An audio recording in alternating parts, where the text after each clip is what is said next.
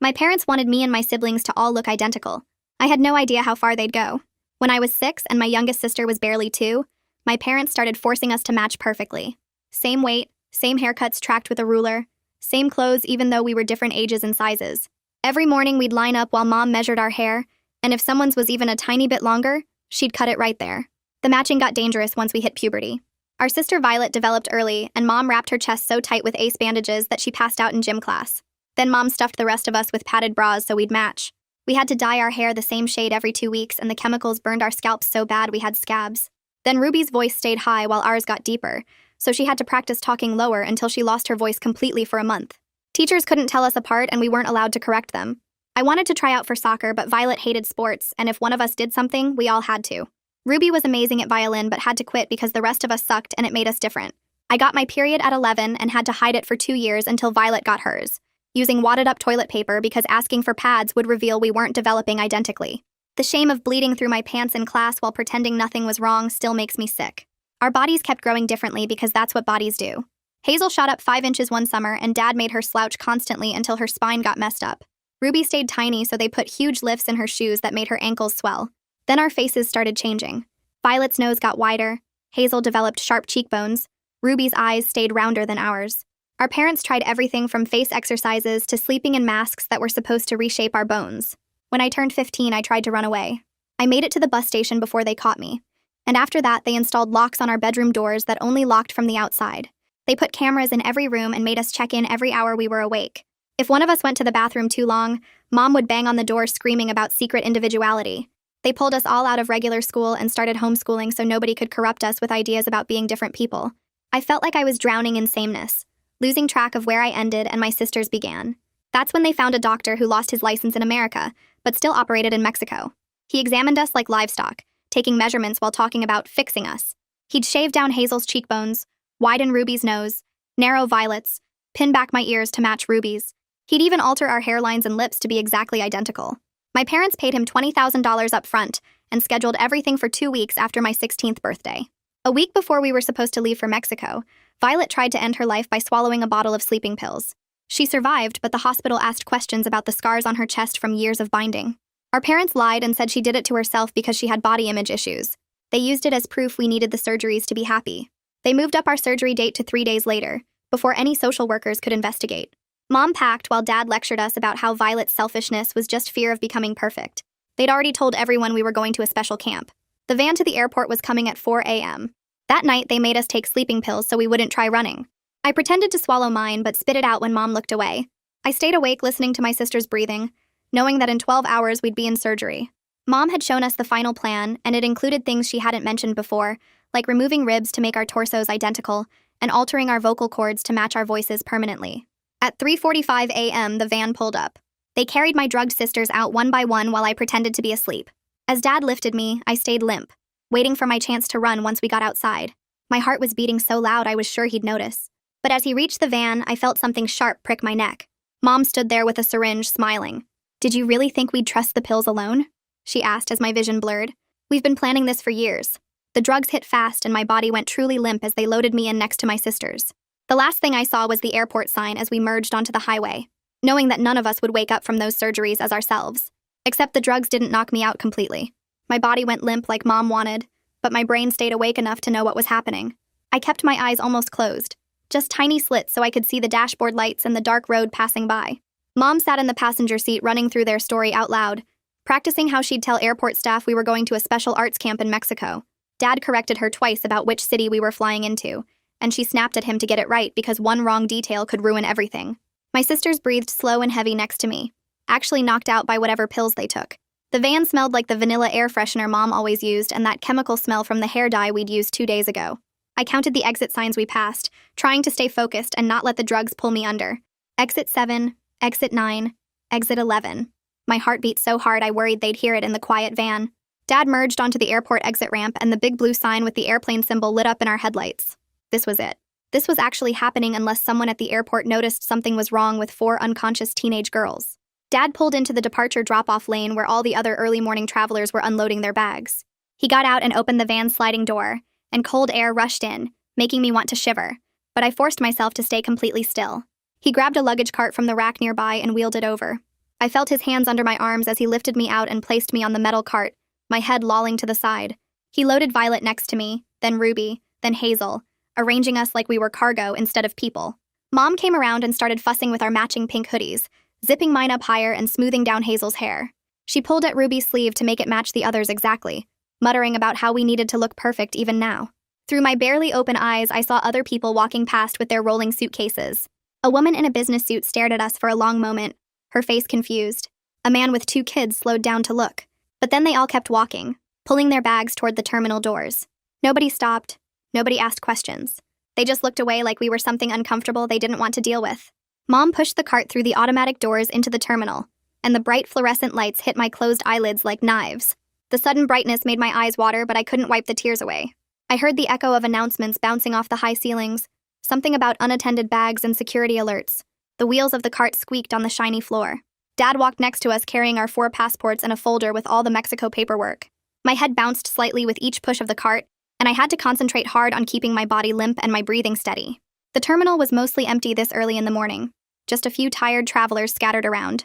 We passed a coffee shop that wasn't open yet, and a closed gift shop with its metal gate pulled down. The overhead lights were so bright they hurt even through my eyelids. Mom's shoes clicked on the floor in that fast rhythm that meant she was nervous.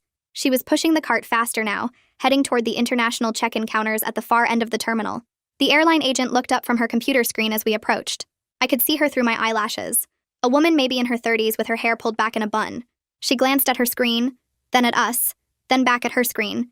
Her eyebrows pulled together and she tilted her head slightly. She typed something on her keyboard and her frown got deeper. She picked up her phone and made a quick call, and within a minute another agent in a supervisor vest came over.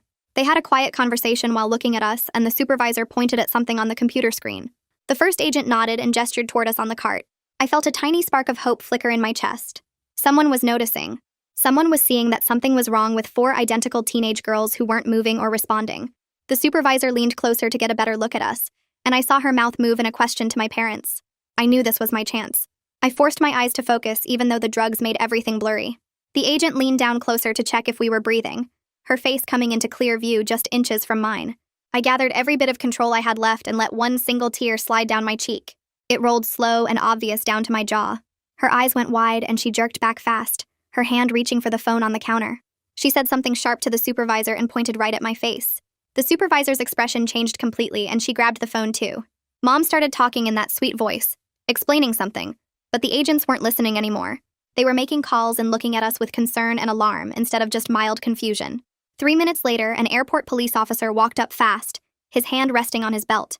He was tall and black with kind eyes that looked at us first before turning to my parents. His name tag said Hayes, and he pulled out a small notebook. He asked my parents why 4 teenagers were completely unresponsive at 4 in the morning. Dad launched into the story they'd practiced, his voice smooth and reasonable. He explained we were anxious flyers who got nervous about traveling. He said Mom had given us some medication to help us rest for the flight. He smiled that charming smile he used with teachers and doctors, the one that usually made people trust him and stop asking questions. Mom jumped in with more details, her voice sweet and concerned like she was the most caring mother in the world. She talked about the special arts camp in Mexico we were attending. She said we'd been so excited we couldn't sleep for days. She explained how she'd given us something mild and safe to help us rest for the long flight. She used words like responsible parenting, and their best interests, and just want them to be comfortable. She was using that exact tone she'd used with the hospital staff. When Violet tried to die, the voice that made her sound like a devoted mom who only wanted to help her daughters, the voice that usually worked on everyone. Officer Hayes crouched down next to the cart, his face level with mine. He gently lifted my hand in his skin warm against my cold fingers. He spoke quietly, just loud enough for me to hear. He said if I could hear him, squeeze his thumb. I gathered every bit of strength I had left in my drugged body. I focused all my energy on my hand. I squeezed as hard as I could, which wasn't very hard because of whatever Mom injected in my neck, but I squeezed. His whole body went completely still. His eyes locked on my face and his grip on my hand tightened slightly. He'd felt it. He knew I was conscious. He knew something was very wrong here. Hayes stood up fast and pulled the radio from his belt. He called for EMS in a voice that was calm but urgent. He told my parents nobody was boarding any plane until medical personnel checked us out. Within 2 minutes, 2 paramedics rushed over with their equipment bags.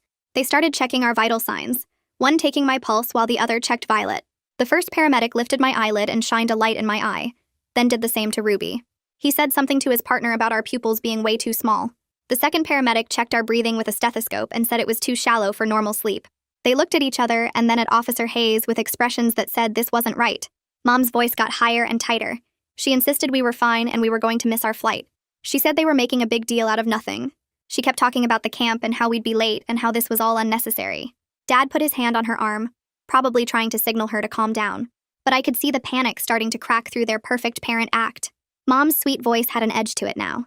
Dad's smile looked forced and tight. The paramedics kept checking us and talking to Officer Hayes, and I knew our parents could feel control slipping away from them for the first time in years. The first paramedic leaned closer to check my pulse again, and his fingers brushed against my neck where Mom had stuck the needle. He froze for a second, then gently turned my head to get a better look. His partner came over fast and they both stared at the small red mark with the tiny bit of blood still fresh on my skin. The first one pulled out his radio and called for his supervisor while the second paramedic moved to check Violet. He found the same mark on her neck in the exact same spot. Then he checked Ruby and found another one. Then Hazel. All four of us had identical injection sites that were still red and fresh. The supervisor's voice crackled back over the radio asking for details, and the first paramedic said something about multiple minors with signs of forced sedation and possible non-voluntary medication. He looked straight at Officer Hayes and said, "This didn't look like anxiety medication given by a parent. This looked like someone deliberately drugging kids who didn't want to be drugged." Hayes wrote something in his notebook and his jaw got tight. He walked over to where my parents were standing together near the check-in counter and asked Dad to step aside with him to verify our identification documents. Dad's face showed surprise, but he followed Hayes a few feet away, while another officer moved closer to Mom. Hayes pulled out his own notebook and started asking Dad questions about our trip. Where exactly in Mexico were we going? What city? What was the name of the facility? Dad answered quickly, saying we were going to a camp in Tijuana. Hayes wrote it down, then walked back to Mom and asked her the same questions. She said we were going to Mexicali for a special program. Hayes looked down at his notebook where he'd written both answers and his eyebrows went up. He asked Mom again to confirm the city name and she said Mexicali. Definitely Mexicali. He showed her what Dad had said and her face went white. She started talking fast about how they were both right. The program had locations in both cities. They were just confused about which facility we'd be starting at first.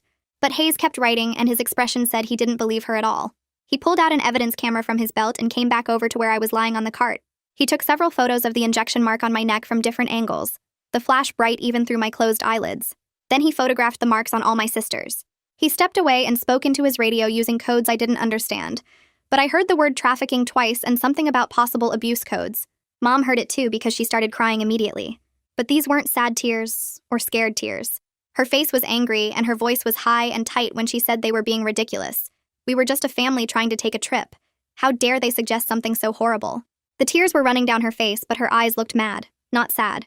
A woman in a gray pantsuit came walking fast across the terminal toward us. She had a badge clipped to her belt and a phone pressed to her ear. She finished her call and introduced herself to Hayes as Christina Owens from CPS On Call. She said she'd gotten the alert about our case and she needed to tell him something important. There was already an open report from 2 weeks ago when Violet was in the hospital. The hospital had flagged concerns about injuries on her chest from binding materials, and they'd wanted to do a full evaluation. But our parents had removed Violet from the hospital before the social worker could finish the assessment. Christina said the case had been assigned to a worker who was trying to schedule a home visit, but now here we were at the airport about to leave the country. Hayes showed her the photos of our injection marks, and the notes about our parents giving different city names. Christina looked at the photos for a long time, then looked at my parents, then back at Hayes. The airline supervisor came over and said our boarding was officially denied. We would need full medical clearance before any travel would be approved, and that clearance would have to come from the airport medical staff and CPS. Hayes and Christina started walking toward the airport medical clinic and told our parents to follow with us. Dad immediately started arguing about our rights and how they couldn't force us to go anywhere. Mom was still crying and saying they were being persecuted for their parenting choices. But Hayes just kept walking and gestured for the paramedics to bring us along. Dad and Mom had to follow or be left behind. We got halfway across the terminal when Dad suddenly grabbed Mom's arm and they both turned toward the parking garage. Hayes saw it and moved fast to block their path. He said very clearly that if they attempted to leave with us or interfere with medical evaluation, they would be detained immediately. Dad's face went bright red and he started yelling about false imprisonment and illegal detention. But 2 more officers appeared from somewhere and stood on either side of Hayes. Dad stopped yelling and his mouth snapped shut. Mom kept crying, but she didn't try to leave again. The airport clinic was small and bright with white walls and the smell of cleaning chemicals. A nurse in blue scrubs met us at the door and directed the paramedics to wheel us into separate curtained areas. Another woman came in wearing the same blue scrubs with a badge that said her name was Albina Maher, and she was a forensic nurse. She started with me, pulling the curtain closed around my exam area. She spoke softly, asking if I could hear her, explaining what she was going to do. She checked my vital signs first, then gently lifted my shirt to examine my torso. Her hand stopped moving when she saw the scars across my chest. Long red lines where the binding materials Violet had to wear had rubbed against my skin too, when Mom made me wear the same things to match her. Albina's face stayed calm, but her eyes got sad. She pulled my shirt back down and then carefully parted my hair to look at my scalp. She found the chemical burns from years of hair dye, the places where the skin was still rough and damaged. She took photos of everything with a medical camera, documenting each injury carefully. I heard her moving to the next curtained area to examine one of my sisters. Christina Owens pushed aside my curtain and came in. She pulled a chair close to the exam table and sat down so her face was level with mine. She explained very gently that she was starting emergency protective custody proceedings. That meant we wouldn't be going home with our parents today. We'd be staying somewhere safe while the investigation happened. The relief hit me so hard my whole body started shaking. I couldn't control it, just trembling all over like I was freezing even though the room was warm. Albina came back in and wrapped a warm blanket around my shoulders, tucking it in carefully. Through the curtain, I heard Mom's voice, sweet and concerned, talking to Christina. She was telling stories about how dedicated she was to us, how she just wanted us to reach our full potential, how she'd sacrificed everything to help us become the best versions of ourselves. Christina's voice came back calm and professional. She said the medical evidence spoke for itself. The injection marks, the binding scars, the chemical burns. The custody decision wasn't negotiable right now. Mom's voice got higher, more desperate, but Christina didn't change her tone at all. 2 nurses came in with wheelchairs and started getting us ready to transport to the main hospital for full evaluations. They wheeled us out one by one through different doors. I ended up in a hospital room by myself. The door closed and suddenly I was alone in a space without my sisters right next to me. For the first time since I was 6 years old, I was in a room by myself. The space felt huge and empty and wrong.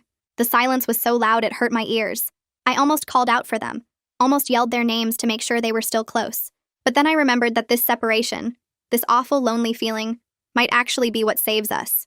So I stayed quiet and let the space stay empty around me. A soft knock pulled me back from the empty feeling, and Albina came through the door carrying a large black camera with a flash attachment. She asked if it was okay to take pictures of my injuries for the court case, and I nodded because showing proof felt like the only power I had left. She started with my scalp, gently parting sections of my hair to photograph the rough patches where years of chemical dye had burned the skin until it scarred over. The camera clicked and flashed as she moved methodically, documenting each area of damage with the same careful attention she'd used during the initial exam. She asked me to lift my shirt and photograph the red lines across my ribs where the binding materials had rubbed my skin raw, even though I wasn't the one who needed binding. Each flash felt like it was freezing the evidence in place, making it real and permanent in a way that scared me, but also made me feel believed. Albina moved to photograph my arms next, capturing the bruises from where Dad had grabbed me when he carried me to the van, then the injection site on my neck that was already turning purple. She thanked me quietly when she finished and said these photos would help keep us safe. Christina came in right after Albina left, pulling the chair close to my bed again and asking if I felt ready to talk about what happened. I tried to explain about the surgery plans and the Mexican doctor, but the sedative was still making everything fuzzy and my words came out wrong and slow. I got frustrated trying to make my mouth work right, trying to tell her about the rib removal and the vocal cord changes, but the sentences kept falling apart halfway through. Christina reached over and squeezed my hand gently, telling me it was okay, and we could talk more when the drugs wore off completely. She stayed sitting there even though I couldn't talk right, just being present while I struggled through the fog. Outside my door, I heard Mom's voice getting louder, demanding to see me and insisting she had a right to be present for any interviews. Dad's voice joined hers, angry and sharp, and the sound of it made my chest go tight with an old fear that lived in my bones. Hospital security must have been blocking the door because I heard a calm male voice explaining that only authorized personnel were allowed in patient rooms right now. Dad started yelling about his rights as a parent and how this was illegal detention, his voice rising to that dangerous pitch that used to make us all freeze. The security guard's voice stayed level and firm, not moving from his position, and I realized he wasn't scared of Dad at all. Christina looked toward the door and then back at me, asking if I felt safe with the guard there, and I nodded even though hearing Dad's anger through the door made me want to hide under the bed. Hayes appeared in my doorway about 20 minutes later, nodding to the security guard before coming in to talk to Christina. He said he'd secured warrants to search our house for the bedroom door locks, the surveillance cameras, and any other evidence of what our parents were planning. The judge had signed off in less than an hour once he saw the photos of our injection marks and heard about the Mexico trip. Christina asked about timeline, and Hayes said his team was executing the search warrant right now, collecting the cameras and the locks and Mom's measurement logs. I felt this weird mix of relief and guilt, knowing strangers were going through our house and documenting all the ways our parents had controlled us. A nurse suddenly rushed past my door fast, almost running, and I heard her calling out a code for a psychiatric emergency. My heart stopped completely because I knew that code was for Violet's room, and she'd already tried to die once, and now we were separated, and she was alone with her fear. I tried to sit up, but Christina put a gentle hand on my shoulder and told me to stay put, that Violet had a whole team with her and they knew what they were doing. I lay back down, but my whole body was shaking, terrified that Violet had found another way to escape, and this time nobody would catch it in time. Christina left to check on what was happening, and I was alone again with just the sound of people moving quickly down the hall and the beeping of my monitors. Albina came back about 30 minutes later looking pale and shaken, sitting down heavily in the chair next to my bed. She explained very carefully exactly what procedures the Mexican doctor had been planning to do to us, using clinical words that made it sound like a medical textbook. Facial bone reduction to shave down Hazel's cheekbones and reshape our faces to match.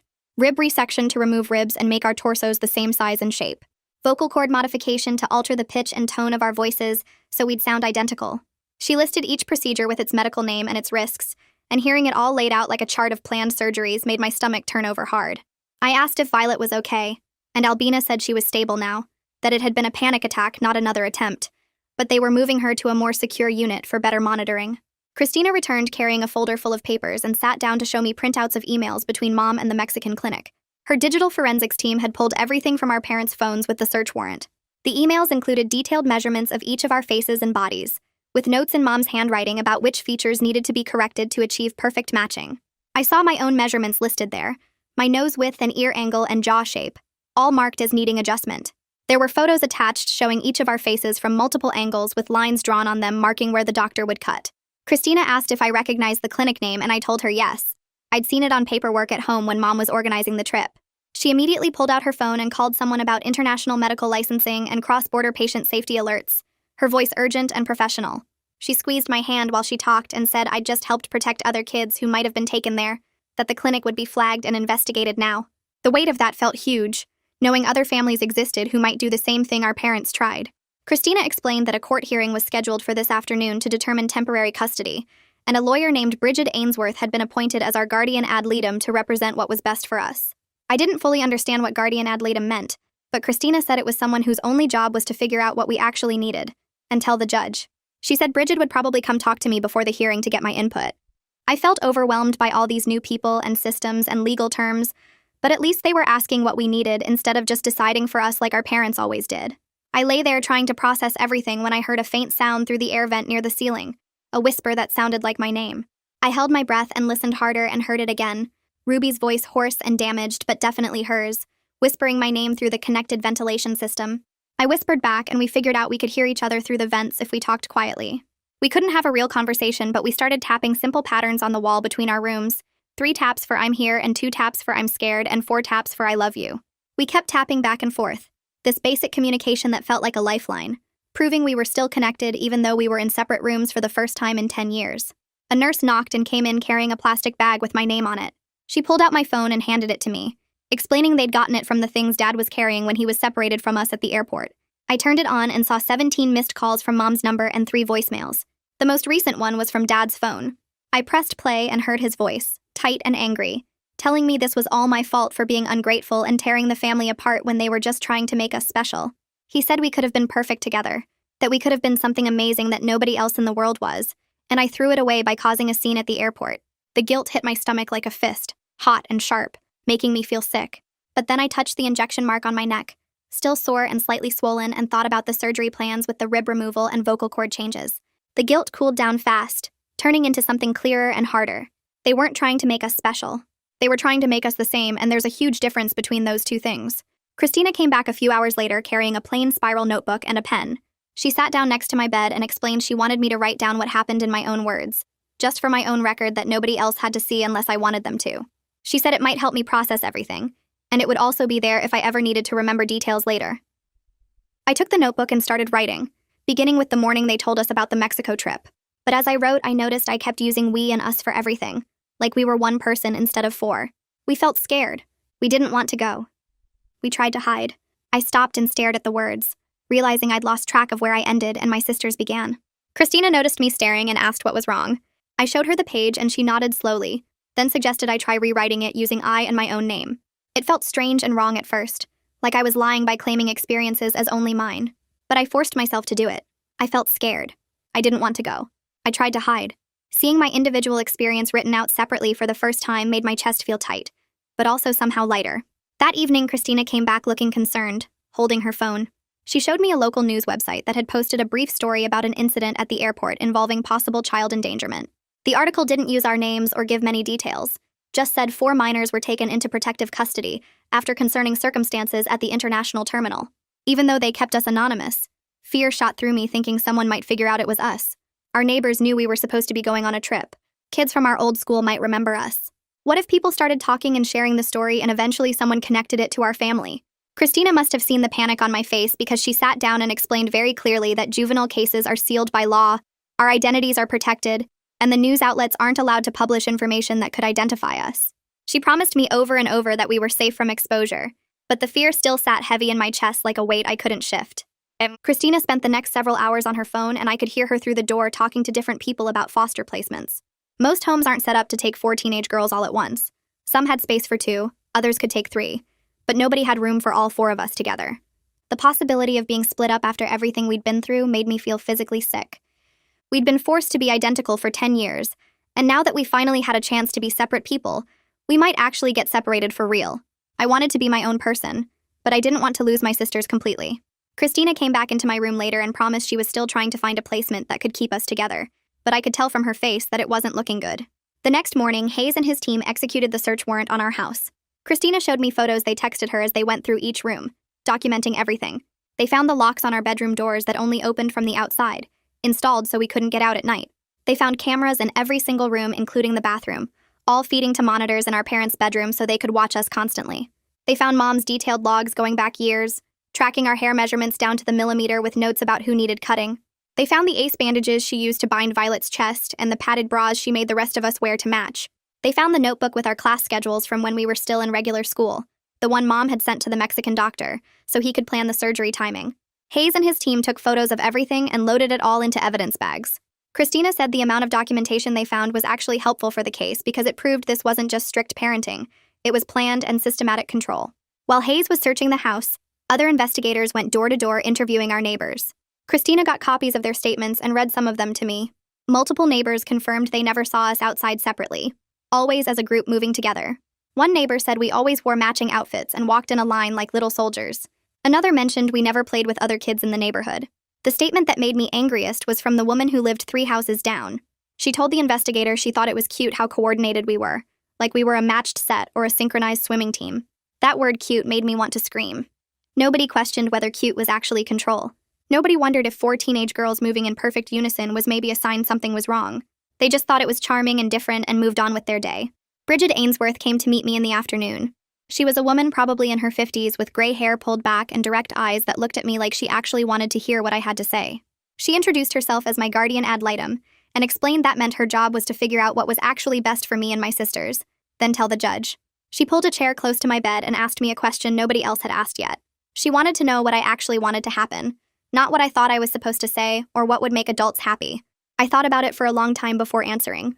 I told her I wanted to feel safe and I wanted my sisters to be safe. I didn't want to punish my parents as much as I just wanted them to stop. I wanted them to understand that what they did was wrong, but I didn't know if that was possible. Bridget wrote down everything I said without judging or trying to convince me to feel differently. She said my feelings were valid even if they were complicated, and it was okay to want safety without wanting revenge. The emergency custody hearing happened that afternoon in a small courtroom that felt more like a conference room. Just the judge behind his desk, lawyers on both sides, Christina, Bridget, and my parents with their attorney. I wasn't required to be there since it was just about temporary custody, not the full case. Christina recorded it on her phone so I could hear what happened later if I wanted. My parents' lawyer spent most of his time arguing that CPS was persecuting a family for their homeschooling choices and traditional values. He kept saying things about religious freedom and parental rights, trying to make this about belief systems instead of what my parents actually did to us. He claimed the airport incident was a misunderstanding, that we'd voluntarily taken medication, and my parents were being responsible by monitoring us. He said the planned procedures in Mexico were cosmetic choices that lots of families make, like braces or acne treatment. Listening to him twist everything made me feel crazy, like he was describing a completely different reality than the one I lived. The judge let the lawyer finish, then started going through the evidence. He looked at the photos of our injuries, the binding scars and chemical burns and injection marks. He read the emails about the surgery plans out loud, including the parts about rib removal and vocal cord alteration. He listened to Albina's testimony about the serious medical risks we were facing, how some of the planned procedures could have caused permanent damage or even death. When he finally spoke, his voice was firm and clear. He ordered us removed from our parents' custody temporarily, said they could only have supervised visitation at approved facilities, and scheduled a full hearing for 3 weeks later. I listened to the recording in my hospital bed and felt like I could breathe a little easier. But I also felt guilty for the relief. Like being glad to be away from my parents made me a bad daughter, even though they'd literally drugged us and planned to surgically alter our bodies without real consent. Christina came to my room after the hearing looking tired but determined. She sat down and explained the placement situation honestly. She'd found a foster home that could take 3 of us together, but not 4. She asked if one of us would be willing to go to a separate foster home, so the other 3 could stay together, since that was the best option available right now. I volunteered immediately, the words coming out before I even thought about them. I was the oldest. I was the one who got us into this by getting caught pretending to sleep instead of staying unconscious like my sisters. I should be the one to sacrifice. Christina looked at me for a long moment, then asked if I was sure or if I was just doing what I thought I was supposed to do. I told her I was sure, even though I wasn't completely, because somebody had to make the choice and it should be me. That night, Christina drives me to a foster home about 20 minutes away, in a neighborhood with trees lining the streets and houses that all look different from each other. A couple in their 60s opens the door and introduces themselves, but I'm so tired I barely register their names. They show me to a small bedroom on the 2nd floor with pale blue walls and a window that looks out at the backyard. The woman opens the closet and shows me 3 different sets of pajamas hanging there, asking which one I want to wear tonight. I stare at them for a long time because I've never been asked to choose before, and finally I point to the middle one with small flowers on it. She smiles and leaves me alone to change, and I notice the door has a lock, but it only works from the inside. Nobody can lock me in. I sit on the bed after I change, and the house is so quiet I can hear the clock ticking downstairs. Without my sisters breathing nearby, the silence feels huge and wrong, like something important is missing. But it also feels lighter somehow, like I can breathe deeper without matching my breath to theirs. I lie down and pull the blanket up, and for the first time in years, I fall asleep without listening for Mom's footsteps in the hallway or checking if my sisters are still there. The next morning, Christina picks me up and drives me to my first therapy appointment with a man named Ephraim Johnston, who has an office in a building downtown. He's maybe 40 with a calm voice, and he doesn't try to shake my hand when I come in, just gestures to a comfortable chair and sits down across from me. He explains that we're going to work on very small, realistic goals. Things like getting through each day and starting to figure out who I am as a separate person. He doesn't promise he'll fix me or heal me or make everything better, just says we'll work on coping and surviving. That feels more honest than false hope would, and I nod to show I understand. He asks me what I'm feeling right now, and I tell him I don't know. Everything is too mixed up to separate. He says that's okay, and we'll work on that too, learning to tell one feeling from another. Later in the session, Christina joins us, and they discuss school reentry plans, talking about whether I should go back to regular school or continue homeschooling or try online classes.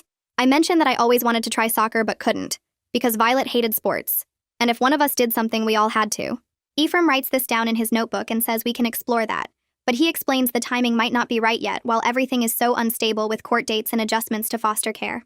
I feel disappointed, but I understand what he means. There's too much chaos right now to add more new things. A few days later, Bridget comes to visit me at the foster home and asks me to start keeping a journal of memories that are specifically mine, not shared experiences with my sisters. She wants me to document how our individual identities got suppressed, write down moments that belonged only to me. I sit with the blank notebook that night and try to think of memories that are just mine, but everything is tangled up with my sisters because we were forced to do everything together. I can't remember the last time I did something alone or had a thought that was only my own. I write this down and show Bridget the next time she visits, and she says that struggle itself is evidence of what our parents did to us. The fact that I can't find individual memories proves how thoroughly they erased our separate selves. About a week after I start the journal, Christina calls with news about the Mexican clinic. She tells me they got word that the clinic has either shut down or moved locations, and the lead on the unlicensed doctor has gone cold.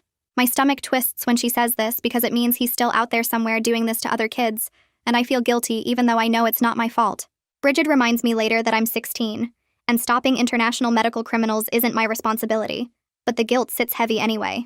I keep thinking about other girls who might end up on that surgery table because we didn't catch him in time. A week after the custody hearing, I'm scrolling through social media on my phone when I get a message request from an account I don't recognize. The profile picture is blank, and the username is just random letters and numbers. I open it, and the message says, "We can still fix you. We can still make you perfect. We love you." I know immediately it's from my parents violating the no-contact order, and my hands start shaking so bad I almost drop the phone. I screenshot the message like Christina taught me to do and send it to her right away. Then I block the account and delete the message request. Christina calls me back within an hour and tells me she's forwarding it to Hayes and the prosecutor.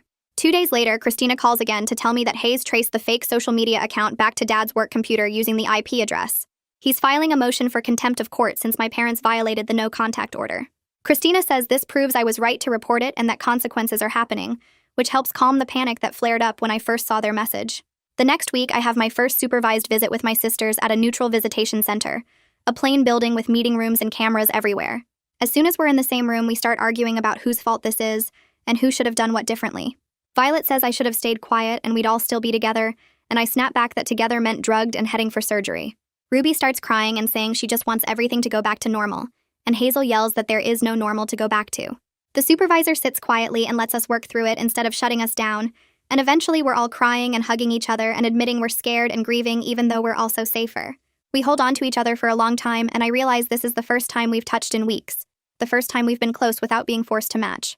A few days after that visit, Christina takes Hazel to an appointment with an orthopedic specialist who examines her back and takes x-rays.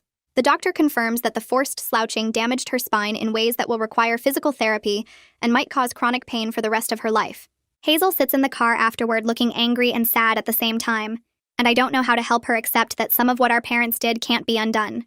She keeps asking why they would do this to her, why they couldn't just let her be tall, and I don't have any answers that make sense. The following week, Ruby sees an ENT doctor who looks at her throat and does tests on her voice. He diagnoses vocal nodules from the forced voice training and explains she'll need months of vocal rest and therapy, and even then her voice might never sound exactly the same as it did before. Ruby cries in the examination room because she was amazing at violin and singing, and now her voice might be permanently damaged. I hold her hand while she grieves what was taken from her, and I think about how our parents stole so many things from us that we'll never get back. 2 days after Ruby's ENT appointment, Christina calls to tell me Violet had another crisis at her foster home, and they're moving her to an inpatient psychiatric program where she can get more help. I ask if I can visit her, and Christina says not yet, but I can write letters. So I start writing Violet every single day about completely normal stuff like how the weather is sunny or rainy, what I had for breakfast, what show I watched on TV. I tell her about the foster family's cat who sits on my lap while I do homework, and how the neighbor's dog barks at squirrels every morning. I write about the little things because I want her to know there's a regular world out here waiting for her when she's ready to come back to it. I never mention mom or dad or the surgeries or any of the bad stuff. I just give her normal, boring details that prove life can be simple and safe. A week later, Christina comes to my foster home and sits down at the kitchen table with me to explain that the prosecutor has formally filed criminal charges against me, charges against our parents for child neglect and endangerment. She shows me the paperwork with all the official legal language and tells me the court process will take months, maybe even a year, to work through the system. I feel this weird mix of relief that something's actually happening and exhaustion because it's not over yet, and guilt because they're still my parents even though they hurt us. Christina must see it on my face because she tells me to talk to Ephraim about it. At my next therapy session, I tell Ephraim about the charges and how I feel relieved and exhausted and guilty all at the same time, and he says that's completely normal. He explains that having mixed feelings about people who hurt you doesn't mean you're weak or confused, it just means you're human, and the situation is complicated. That helps a little bit, but the guilt still sits in my stomach like a rock. The following week, Bridget comes to the foster home and tells me we need to start preparing for the extended custody hearing, where I might have to testify in front of the judge. We sit in the living room and she asks me practice questions like, why didn't you tell anyone sooner? And why didn't you just run away? I try to answer calmly at first, but the questions make me so mad because they sound like she's blaming me. My voice gets louder and I tell her I was scared and controlled and I did try to run away and they locked us in. Bridget nods and says, good. That anger is good. I need to be able to access it to protect myself on the stand. She explains that my parents' lawyer will try to make me doubt myself and get confused, so I need to practice staying strong and clear even when I'm upset. We do the practice questions over and over until I can answer them without my voice shaking too much. A few days later, Christina forwards me a legal document that my parents' attorney filed with the court. I sit on my bed and read through it, and the words make me feel like I'm going crazy. Their lawyer argues that homeschooling rights and religious freedom protect their parenting choices. He's trying to reframe everything they did to us as a family's private educational and spiritual decisions. The motion talks about parental authority and traditional values and family autonomy, like those words somehow make the chest binding and forced sedation okay. I read it 3 times, and each time I feel more disconnected from reality, because they're describing a completely different world than the one I actually lived in. It's like they took all the facts and twisted them into something unrecognizable. I show the document to my foster mom and ask her if I'm the crazy one, if maybe I'm remembering wrong. She hugs me and says, no, I'm not crazy, and sometimes people in power use fancy words to hide ugly truths. That weekend, I'm unpacking a donated bag of clothes in my room, sorting through shirts and jeans that someone dropped off for me. At the bottom of the bag, I find an old photograph that must have gotten mixed in by accident. I pull it out and my hands start shaking because it's from before the matching started, from when I was maybe 4 or 5 years old. The photo shows 4 little girls who actually look like 4 different people. One has curly hair, one has straight hair, one is taller, one is smaller. They're wearing different colored shirts and smiling different smiles. I stare at my younger face in the picture and try to remember who that girl was, what she liked, what made her different from her sisters. But the memories are so faded and buried under years of forced sameness that I can barely find them. I put the photo in my nightstand drawer because looking at it hurts too much, but I also can't throw it away. 3 weeks later, the extended custody hearing starts on a cold morning in February. Bridget picks me up early and we drive to the courthouse together. She reminds me to look at the judge when I talk, not at my parents, and to take my time answering questions. The courtroom is smaller than I expected, with wood paneling and fluorescent lights that buzz quietly. My parents sit at a table with their lawyer, and when I walk in, Mom starts crying. I force myself to look away and focus on the judge's desk. The bailiff calls me to the witness stand, and I put my hand on the Bible and swear to tell the truth. My voice shakes when I start talking, but Bridget was right. It gets steadier as I go. I tell the judge about the surveillance cameras in every room, including the bathroom, about the chest binding that made Violet pass out, about the forced sedation the night before the airport. I describe the surgery plans and the Mexican clinic and the $20,000 my parents paid up front. I look at the judge's face instead of at my parents', and that helps me keep talking even when my throat gets tight. When I finish my testimony, my parents' lawyer stands up for cross-examination. He's an older man in a gray suit, and he smiles at me in a way that's supposed to look kind but feels mean.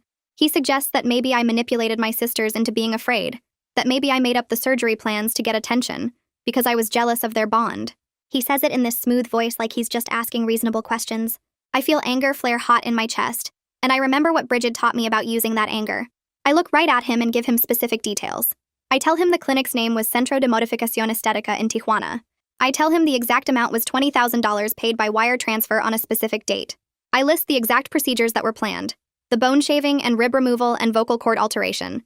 I watch his face change as he realizes I have way more concrete information than he expected. He tries a few more questions, but I counter each one with specific facts and dates, and eventually he sits down. After a break, Albina Maher takes the stand as an expert witness. She's wearing professional clothes, and her voice is calm and clinical as she describes the medical evidence. She explains the binding injuries on Violet's chest, the chemical burns on all our scalps from the hair dye, the injection marks on our necks from the forced sedation. She uses medical terms and shows photos on a screen and talks about the serious health risks we were facing. Her testimony is so factual and scientific that it's harder for anyone to dismiss what happened as just strict parenting or cultural differences. She doesn't get emotional or dramatic. She just presents the evidence like the medical professional she is. Then Hayes takes the stand and describes the airport intervention in clear chronological order. He talks about noticing us unconscious on the luggage cart, about the airline agent's concerns, about finding the injection marks. He describes searching our house and finding the locks and cameras and logs. He presents the evidence chain showing how everything connects together. His testimony shows how many systems failed to catch this earlier, how many people saw us and didn't question why 4 teenage girls always looked exactly the same. He talks about how close we came to being on that plane to Mexico, and what would have happened if that airline agent hadn't noticed something was wrong. When he's done testifying, the judge takes a short break to review all the evidence. We sit in the hallway waiting, and I can hear my parents talking to their lawyer through the door. Mom's voice is high and angry. When we go back in, the judge looks tired. He reads from his notes for a few minutes about the evidence and the law and what his responsibilities are. Then he announces his decision. He's extending our removal from our parents' custody for a full year. He orders psychological evaluations for both Mom and Dad before any custody can be reconsidered. He limits them to supervised contact only at approved facilities with trained monitors present. I feel this wave of relief wash over me so strong I almost cry. But mixed with the relief is this strange grief that sits heavy in my chest, because even though they hurt us, they're still my parents. Some part of me wanted them to fight for us differently, to admit what they did was wrong and promise to change. But they just sit there looking angry and betrayed like we're the ones who hurt them. Bridget squeezes my shoulder and Christina smiles at me from across the room. The judge bangs his gavel and says, "Court is adjourned," and just like that, it's over for now. 2 weeks pass before Christina calls with news that makes my hands shake. She found a foster family willing to take all 4 of us together, a couple in their 50s who fostered sibling groups before and have a house with enough bedrooms for everyone. We move in on a Saturday morning, and the foster mom shows us each to our own rooms, which feels weird and wrong at first. But then I hear Violet's voice through the wall and Ruby's footsteps upstairs, and Hazel humming in the bathroom, and the world stops feeling so tilted. That night, we all end up sleeping on the floor of the living room anyway, because being apart in separate rooms is too much too fast. The foster parents don't make us go back to our rooms. They just bring down extra blankets and say we'll figure it out at our own pace. Ephraim starts coming to the house twice a week for group sessions, where we work on what he calls boundary practice. The first exercise is picking snacks from the pantry, and we all reach for the same box of crackers before catching ourselves. Ephraim makes us go back and each choose something different, and it takes me 10 minutes to decide between chips and cookies, because I keep looking at what my sisters are picking. We practice choosing different TV shows and different seats at the table and different times to take showers. It sounds stupid and simple, but my chest gets tight every time I make a choice that doesn't match theirs. Ruby picks grape juice, and I pick orange, and Violet picks water, and Hazel picks lemonade, and we all just stare at our different drinks like we've done something dangerous. The foster dad says it's the bravest thing he's seen in years. I sign up for a community soccer clinic that meets Tuesday and Thursday evenings at the park near our house. The first night I show up in borrowed cleats that don't quite fit, and shorts that are actually mine, not matching anyone. The coach puts me through basic drills, and I'm terrible at it, tripping over the ball and kicking it in wrong directions. But when I run down the field chasing after it with nobody matching my steps or my speed, something in my chest loosens up like a knot coming undone. I'm slow and clumsy and my lungs burn, but it's mine. This awkward learning belongs only to me. After practice, I text my sisters about how bad I was, and they send back laughing emojis, and that feels good too, being able to suck at something without dragging them down with me. The Visitation Center hosts a music hour on Wednesday afternoons, and Ruby brings her violin for the first time in months. Her hands shake when she lifts the bow, and her first notes are scratchy and off-key. She can't sing along anymore because her voice is still damaged and hoarse, but she plays through a simple song anyway. When she finishes, the supervisor claps and tells us this is what healing actually looks like. Not perfect or erased, but moving forward anyway. Ruby's eyes fill up, but she's smiling, and I realize I haven't seen her really smile in years. We have our first supervised visit with our parents the next week in a small room with cameras and a monitor sitting in the corner. Mom cries the second she sees us, and Dad's voice breaks when he says our names. They beg us to forgive them and say they only wanted us to be special and loved. Mom reaches for my hand, but I pull back, remembering what Ephraim taught us about boundaries. I tell them we need them to accept responsibility for what they did before we can talk about forgiveness. Violet says the surgeries would have hurt us permanently. Hazel mentions her spine that still aches every morning. Ruby touches her throat where her voice used to be strong. Our parents' faces change like they weren't expecting us to stand firm or speak up for ourselves. Dad starts to argue, but the monitor cuts him off and says our time is up. Walking out, I feel guilty and relieved and sad all mixed together. 3 days later, Christina calls with news about the Mexican clinic. Authorities flagged the information in a federal database and an investigation is starting, which means other families might be protected from what almost happened to us. I exhale this specific fear I've been carrying around about other girls ending up on that surgery table, other sisters being cut apart to match. It doesn't fix what happened to us, but it means something that maybe we stopped it from happening to someone else. 4 months after the airport intervention, we're sitting around the foster family's dinner table eating tacos that we each made differently. Hazel mentions she's thinking about cutting her hair shorter, like really short, maybe even buzzed on the sides. Ruby says she wants to grow hers longer, past her shoulders for the first time since she was little. Violet wants to try a completely different color, maybe red or purple, something that doesn't look like the rest of us at all. We look at each other and start laughing because we're choosing different looks on purpose, claiming our own faces back one decision at a time. The foster mom offers to take us to the salon on Saturday, and we spend an hour looking at pictures on her phone of different hairstyles, each of us picking something totally separate. The final custody hearing happens on a cold morning in November. The judge reviews all the evidence again and listens to updated reports from Christina and Ephraim and our doctors. He grants long-term guardianship to the state with our foster family as permanent placement. He orders individualized education plans for each of us and separate medical care and therapy. He issues an injunction barring our parents from any decisions about body modification or medical procedures for us. It's not a fairy tale ending where everything gets fixed and everyone's happy, but it's real safety with legal protection behind it, and that matters more than perfect. 5 months after everything changed, I walk into the drugstore by myself to buy pads. I don't hide them under other items or pretend I'm buying them for someone else. The cashier rings them up like it's normal because it is normal. I text my sisters a dumb meme about period cramps on my way home, and they respond at different times with different reactions. That afternoon in Ephraim's office, I admit the road ahead is still long and hard. I tell him about the nightmares where I wake up thinking I'm still in that van heading to the airport. I mention how sometimes I still reach for the same things my sisters pick without thinking. But I also tell him we won't be forced into identical bodies ever again. We're learning to be 4 separate people who choose to love each other, and that's harder and better and more real than anything we had before. And that's my side of it. The fun part is always hearing yours, because you spot things I didn't. Share your take in the comments. I'll be reading.